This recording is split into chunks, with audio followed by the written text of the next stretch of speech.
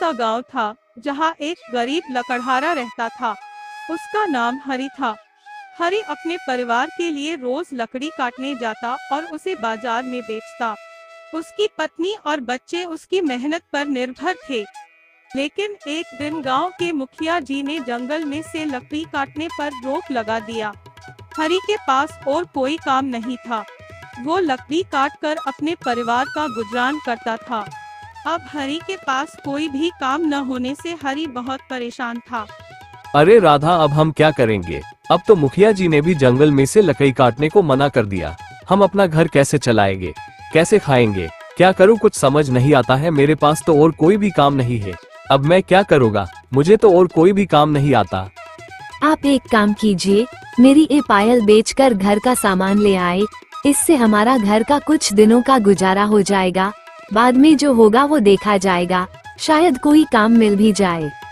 अरे ये पायल तो तुम्हें मेरी माँ ने दी है और तुम्हें ये पायल तो बहुत पसंद है। फिर तुम ये पायल बेचने को कैसे कह सकती हो राधा? और ये मेरी माँ की आखिरी निशानी है। हम कोई रास्ता जरूर निकाल लेंगे पैसे कमाने का। तुम ये पायल अपने पास संभाल कर रखो। पायल बेचने का तो मेरा भी मन नहीं है, लेकिन और कर भी क्या सकते हैं? भूखे पेट भी तो नहीं रह सकते। पायल तो बाद में भी ले सकते हैं। अब तुम जल्दी से ये पायल बेच आओ। हरि पायल बेचने के लिए निकल जाता है।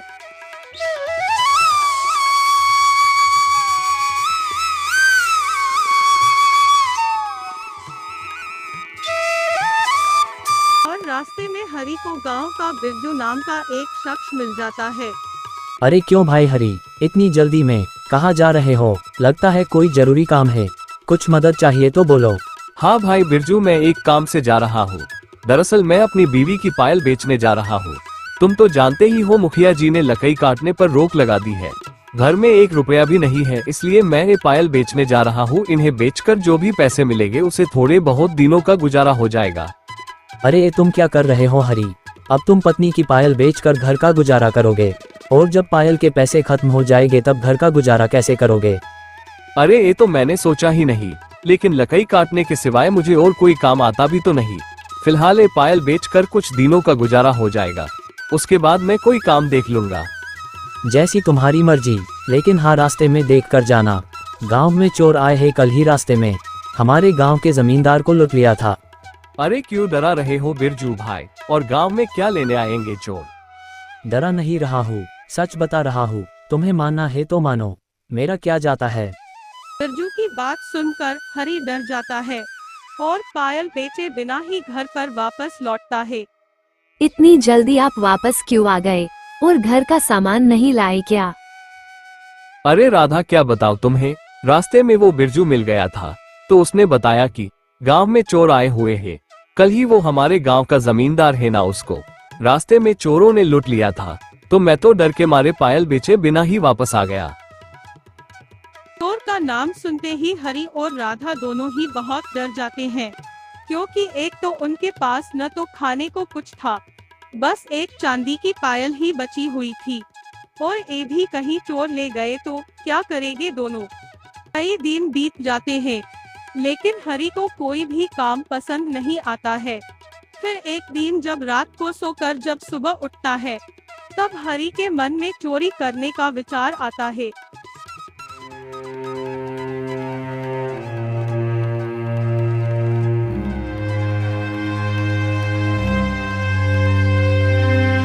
फिर हरि रात को चोरी करने का मन बनाकर घर से निकल जाता है और गांव के एक अमीर घर में चोरी करता है, जहां हरि को बहुत सारे पैसे और गहने मिलते हैं।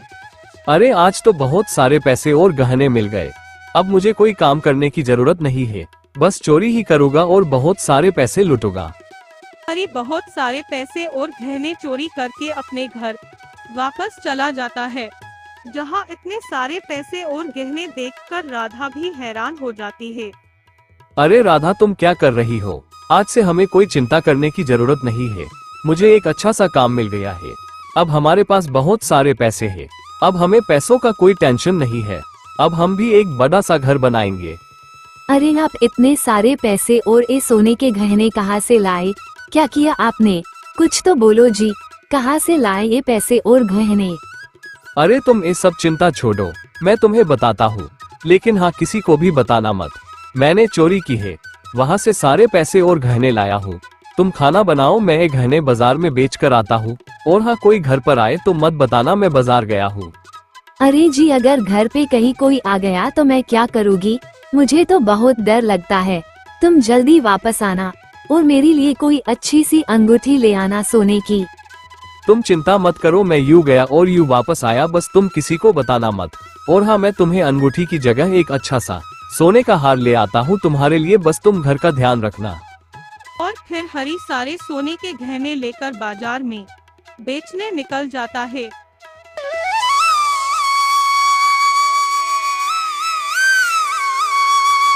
अरे कौन हो भाई, और क्यों आए हो यहाँ?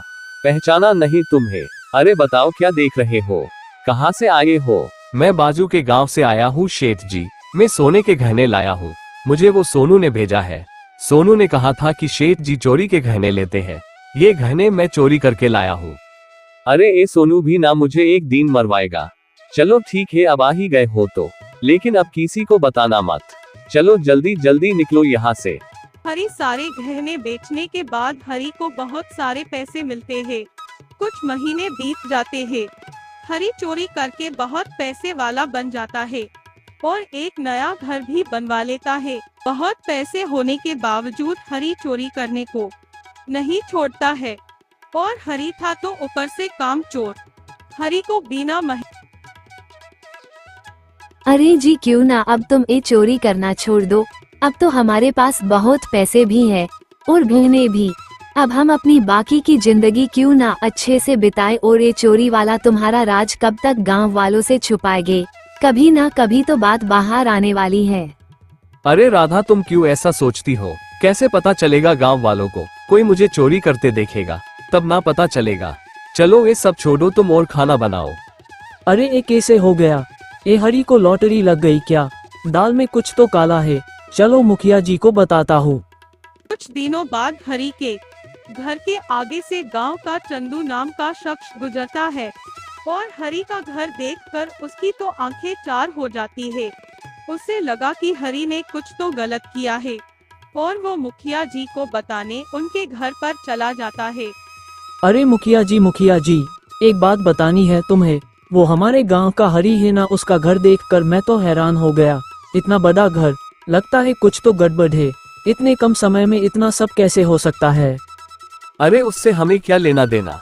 वो मेहनत करता है तो घर बनाए या महल बनाए, हमें क्या करना है? उसकी मर्जी हो वैसा करे, हम क्या? अरे मुखिया जी, आप समझे नहीं मैं क्या कहना चाहता हूँ। मजदूरी करके कोई भला इतने कम समय में थोड़ी इतना बड़ा घर बना सकता है। लगता है दाल में कुछ काला जरूर है। हमें एक बार देखना चाहिए, शायद कोई राज मालूम चले। अरे वो जो भी काम करे उससे हमें क्या? कोई गलत काम तो नहीं करता ना? कुछ गलत करे तो हम उसे कह सकते हैं, जैसे चोरी लूटपाट थोड़ी करता होगा। चलो ठीक है, तुम कहते हैं तो एक बार देख लेते हैं उसका घर। चंदू की बात सुनकर मुखिया जी हरी के घर चलते हैं। हरी का घर देखकर मुखिया जी भी हैरान रह जाते हैं और उनके मन में भी हरी के ऊपर शक आ जाता है कि हरी ने जरूर कुछ गलत किया है। अरे बाप रे बाप, इतना अच्छा घर मैंने तो पहली बार देखा। अरे चंदू, हरी ने तो बहुत सुंदर घर बनाया है। तुम सही कह रहे थे चंदू, इतने कम समय में इतना अच्छा घर बनाना नामुमकिन है। हरी ने कुछ तो गलत जरूर किया है, पर हम उसे देखे बिना कैसे कह सकते हैं। एक काम करो चंदू, तुम जंगल में से वो डाकू है ना, उसे बुलाकर ले आओ। हरी के ऊपर वो बाज की तरह नजर रखेगा। गांव के मुखिया जी ने जंगल से डाकू बुलवाया और हरी के ऊपर बाज की तरह नजर रखवाई। देख कालिया डाकू, हरी के ऊपर चापती नजर रखना। एक सेकंड भी अकेला मत छोड़ना उसे। 2 दिनों में मुझे हरी की सारी खबर चाहिए, वो क्या करता क्या नहीं, सब कुछ समझे? अरे मुखिया जी, आप क्यों चिंता करते हो? ये तो मेरा चुटकी का काम है। समझो कल सुबह तुम्हें सब कुछ मालूम चल जाएगा हरी के बारे में। मुखिया जी के कहने पर कालिया डाकू हरी की जासूसी करने लग जाता है। रात होते ही हरी अपने काम पर लग जाता है चोरी करने के लिए। अरे ये तो हरी ही है। इतनी रात को कहाँ जा रहा है? क्या करने जा रहा है? चलो छोड़ो, कुछ काम से जा रहा होगा। नहीं, कुछ तो गड़बड़ है। चलो उसका पीछा करता हूँ, शायद कुछ पता चल जाए। जैसे ही हरि रात को चोरी करने निकलता है, तभी कालिया डाकू हरि का पीछा करता है और हरि को चोरी करते हुए देख लेता है। ये देखकर तो कालिया डाकू देखता ही रहता है और ये सब मुखिया जी को बताता है। अरे ये क्या बोल रहे हो तुम? हरि तो ऐसा नहीं दिखता है कि वो चोरी करे। सच में तुमने हरि को ही देखा था ना? कोई और तो नहीं था ना? अरे मुखिया जी, मैं थोड़ी झूठ बोल सकता हूँ। एक काम करो, मैं कहो ऐसा करो, मैं एक प्लान बनाता हूँ जिससे हरि जरूर फंस जाएगा। कालिया डाकू और मुखिया जी मिलकर हरि को एक जाल में फंसाने का प्लान बनाते हैं और गांव में ऐलान करवाते हैं, जिससे हरि उनके चंगुल में फंस जाता है। सुनो सुनो सुनो, गांव वालों सुनो, मुखिया जी कुछ दिनों के लिए गांव में नहीं है, तो कृपया करके गांव में शांति बनाए रखना।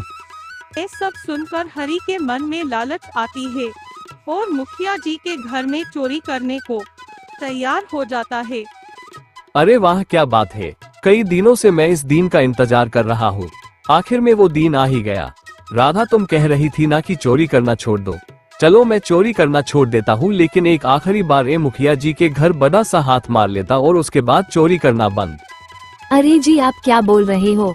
अगर मुखिया जी को पता चल गया तो चलो ठीक है, लेकिन इसके बाद आप कभी चोरी नहीं करोगे। मुखिया जी, मैंने पूरे गांव में ऐलान कर दिया।